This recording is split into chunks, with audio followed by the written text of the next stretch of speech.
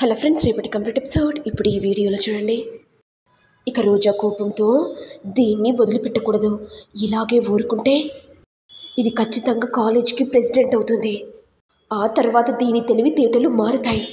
నేనే ఒక యుద్ధానికి సిద్ధం కావాలి. ఇప్పుడు ఏదో ఒకటి చేసినా సరే తాడో పేడో తేల్చుకోవాలి అనుకుంటూ రోజా కోపంతో ఇక చామంతి దగ్గరికి వచ్చి, చూడవే, మర్యాదగా చెప్తున్నాను, నువ్వు కాలేజీకి ప్రెసిడెంట్ అవ్వకూడదు. చెప్పిన మాట విను. నువ్వు చదువుకోవాలనుకుంటే చదువుకో, అంతేగాని ప్రెసిడెంట్ అవ్వాలని చూసావో ఏం చేస్తానో నాకే తెలియదే. ఇది విని చామంతి నవ్వుతూ, ఏంటక్కా, అసలు నేను ప్రెసిడెంట్ అయితే నీకేం ప్రాబ్లం? అసలు నేను చదువుకుంటే చదువుకోనియకుండా అడ్డుపడాలి, కానీ ప్రెసిడెంట్ అయితే ఎందుకు వద్దంటున్నావు? ఏదో బలమైన కారణం ఉంది కాబట్టి నన్ను ప్రెసిడెంట్ కావద్దని అంటున్నావు కదా. నువ్వేం చేసుకుంటావో చేసుకో అక్క, నేను తప్పకుండా కాలేజీకి ప్రెసిడెంట్ అవుతాను. ఏం చేస్తావు? ఇది విని రోజా కోపంతో ఇక చామంతి జుట్టు పట్టుకుని, ఏంటే ఒక్కసారి చెప్తే అర్థం కాదా? అయినా నీ స్థాయి ఏంటి, ఆ ప్రేమ్ స్థాయి ఏంటి? అయినా నువ్వు ప్రేమ్ని వలలో ఎందుకు వేసుకుంటున్నావు? అంటే నీ ప్లాన్తో ప్రేమ్ని పెళ్లి చేసుకుని ఈ ఇంటికి చిన్న కోడలుగా రావాలనుకుంటున్నావు కదా. ఈ ఆస్తిని నీ గుప్పెట్లో పెట్టుకోవడానికి ఇదంతా ప్లాన్ని నడిపిస్తున్నావు కదా. ఏంటక్క, ఏమనుకుంటున్నావు? మర్యాదగా నా జుట్టును వదులు. ఏంటి, ఏం చేస్తావే? నీ స్థాయి ఏంటో నీకు అర్థం కావట్లేదా అని అనేసరికి ఇక చామంతి కోపంతో రోజా జుట్టు పట్టుకొని, ఇంకోసారి నా స్థాయి గురించి అన్నావనుకో, మరి నీ స్థాయి ఏంటో అన్ని విషయాలు చెప్పమంటావా? ఏంటే, బ్లాక్మెయిల్ చేస్తున్నావా? నేను నీకు చెల్లెనని, రామచంద్రయ్యకు కూతున్నని, అన్ని విషయాలు చెప్తానని బ్లాక్మెయిల్ చేస్తున్నావు కదా. చెప్పవే, మా అత్తయ్యకు అన్ని విషయాలు చెప్పు. ప్రతి క్షణం నీ గురించి నేనెందుకు టెన్షన్ పడాలి? అక్క, నీకు భలే ధైర్యం వచ్చింది. సరే అయితే అమ్మగారికి అన్ని విషయాలు చెప్పేస్తాను. నువ్వు మా అత్తయ్య గారికి చెప్పే ముందు ఒకసారి అమ్మ గురించి ఆలోచించు. అమ్మకు అసలుకి షుగర్ ఉంది. షుగర్ టాబ్లెట్లు కూడా లేవు. నేనే వాటిని దాచాను. పాపం అమ్మ కళ్ళు తిరిగి పడిపోయి ఒక రూమ్లో పడింది. ఏం మాట్లాడుతున్నావక్క? అయ్యో అవును చెల్లే, నేను చెప్పేది నిజమే. ఏ విషయాన్ని నేను అబద్ధం చెప్తానా? చెప్పను కదా. ప్రతిసారి నువ్వు నాకు వార్నింగ్ ఇవ్వడం ఏంటి, నేను నీకు భయపడడం ఏంటి? మళ్ళీ ఏమో అన్ని విషయాలు తెలుసుకోవడం కోసం నన్ను మా అత్తయ్య రూమ్లోకి పంపించడం, ఆ ద్వారా నీకు అన్ని విషయాలు తెలియడం, ఇలా సీన్ మొత్తం రిపీట్ అవుతుంది కదా. అది నాకు నచ్చట్లేదు. అందుకే నీకు కూడా ఒక జిలకిచ్చాను చామంతి. ఎలా ఉంది? ఇంకోసారి గనక నన్ను బ్లాక్మెయిల్ చేసి అన్ని విషయాలు మా అత్తయ్య గారికి చెప్తానని చెప్పవనుకో, అమ్మ ప్రాణాలు జర జాగ్రత్త. నా కోపానికి నీ వల్ల అమ్మ బలైపోతుంది. ఏ విషయమైనా నేను ఖచ్చితంగా ఉంటానని నీకు తెలుసు కదనే. ఇప్పుడు వెళ్ళి చెప్తావానే? చెప్పు, నేను రామచంద్రయ్య పెద్ద కూతుర్నని చెప్పేసేయ్. ఇది విని చామంతి కోపంతో, పాపిష్టిదానా, సొంత తల్లిని చంపాలనుకుంటున్నావానే? అసలు నువ్వు మనిషివేనా? నేను మనిషినేనే, క్రూరమైన మనిషిని. ఆస్తి కోసం, సుఖం కోసం నేనేదైనా చేస్తాను. సుఖంగా ఉండాలంటే కొందరిని బలి ఇవ్వాలి కదా. అందుకే నేను కూడా నా ప్లాన్లో జాగ్రత్తగా ఉన్నాను అనుకుంటూ రోజా వెళ్ళగానే ఇక చామంతి బాధపడుతూ ఉండిపోతుంది. ఇదిలా ఉండగా శ్యామల ఎవరికి తెలియకుండా ఇక రమాదేవి దగ్గరికి వచ్చి తన సైగలతో, అక్క, ఎందుకింత క్రూరంగా ప్రవర్తిస్తున్నా? నేను నీకు అక్కను కదా, ఎందుకు ఇలా ప్రవర్తిస్తున్నా? చామంతి నీ బిడ్డ లాంటిది, మరి నీ బిడ్డతోని ఇలాగ ప్రవర్తిస్తావా? ఇక రమాదేవి కోపంతో, ఏంటి, ఏం మాట్లాడుతున్నావే? నువ్వు నాకు అక్కవేంటి? నువ్వు నాకు సొంత అక్కవా? మా నాయనకు పుట్టిందనివా?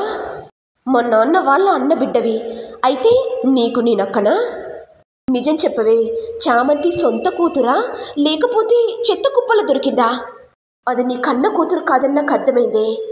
ఇక శ్యామల కోపంతో, అక్క, మాటలు మంచిగా మాట్లాడు. ఏంటే, అసలు నువ్వేమనుకుంటున్నావే? ఎవతే నీకక్క? ఇంకోసారి కనుక నన్ను అక్క అని పిలిచావనుకో, ఏం చేస్తానో నాకే తెలీదు. నీ స్థాయి ఎంత, నా స్థాయి ఎంత? మనిద్దరం కలిసి రాజసంస్థానంలో పనిచేసేవాళ్ళం. నా మాట విని నేను చెప్పినట్టుగా వింటే నువ్వు కూడా ఒక యువరానివయ్యేదానివి.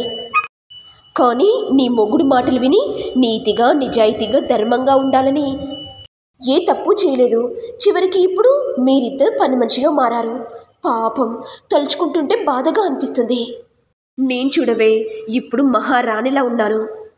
నా మాట విని అప్పుడే చేతులు కలుపుంటే ఇప్పుడు నీకు ఇంత రిస్క్ ఉండేదే కాదు. నీ మొగుడు నా మీద కక్ష కట్టాడు.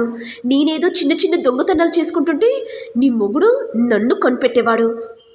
అది చాలదన్నట్టు నన్ను ఇంట్లో నుంచి బయటికి వెళ్ళగొట్టాలని ప్రయత్నించాడు. ఇంకో విషయం చెప్పడం మర్చిపోయానే. నేను నీకు అక్కరన్న విషయం ఆ రామచంద్రయ్య గారికి చెప్పావా? చెప్పలేదక్క. ఈ విషయం నా మనసులోనే దాచుకున్నాను. ఇప్పుడే చెప్తున్నాను, జాగ్రత్తగా విను. నేను నీకు అక్కనన్న విషయం రామచంద్రయ్య గాడికి తెలిసినా, నీ బిడ్డకు తెలిసినా ఏం చేస్తానో నీకు తెలుసు కదా. బిడ్డ కాలేజ్కి వెళ్తుంది కదా. కాలేజ్కి వెళ్ళడమే కాకుండా కాలేజ్లో ప్రెసిడెంట్ అవుతుందట. ఆ ఛాన్స్ అవసరమా? వెళ్ళి నీ బిడ్డకు కాస్త బుద్ధి చెప్పు. కాలేజ్లో ప్రెసిడెంట్ కావద్దని చెప్పు. లేకపోతే చామంతిని చదువుకోనియకుండా చేస్తాను శ్యామల. నా మాట విని చామంతికి చెప్పు. ఇది విని శ్యామల కోపంతో, ఏమనుకుంటున్నావక్క? నా బిడ్డ తప్పకుండా ప్రెసిడెంట్ అవుతుంది. నీ మాట విని ఇన్ని రోజులు నీ కాళ్ళ కింద పడి ఉన్నాను. కానీ నన్ను నువ్వు ఒక పురుగులా చూసావు. నన్ను గంజన ఈగని తీసేసినట్టు తీసేశావు. నీకు నేను చెల్లె అన్న బంధం కూడా గుర్తుకు రావట్లేదా? చిన్నప్పుడు మనిద్దరం ఎలా ఉండేవాళ్ళం?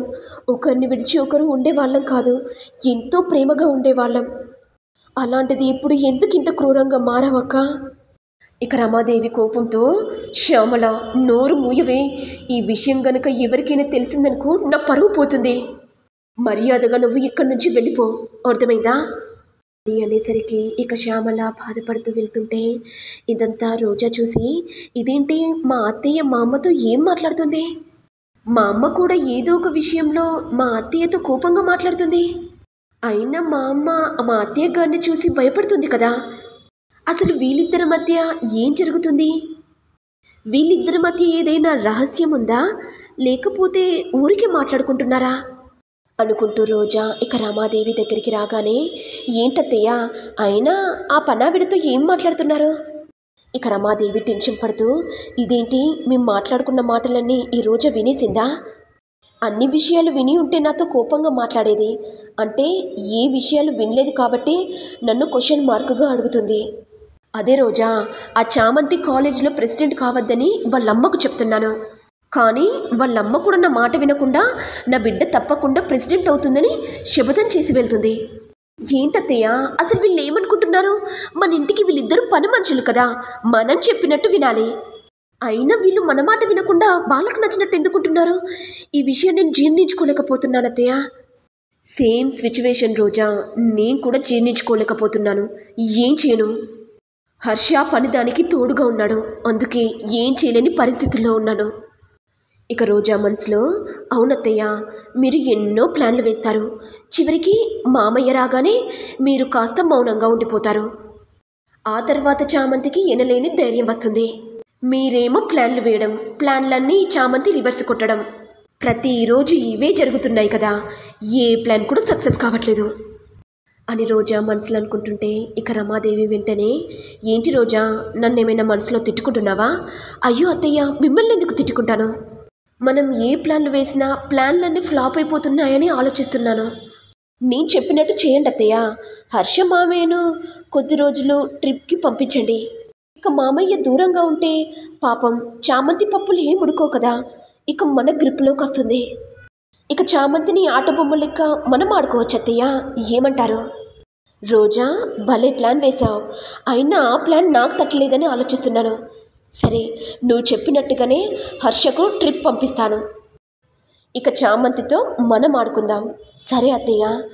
మరి నెక్స్ట్ ఎపిసోడ్లో ఏం జరుగుతుందో చూడాలి. మరి మీకు వీడియో కనుక నచ్చినట్లయితే లైక్ చేయండి, షేర్ చేయండి, సబ్స్క్రైబ్ చేయండి. Thank you all.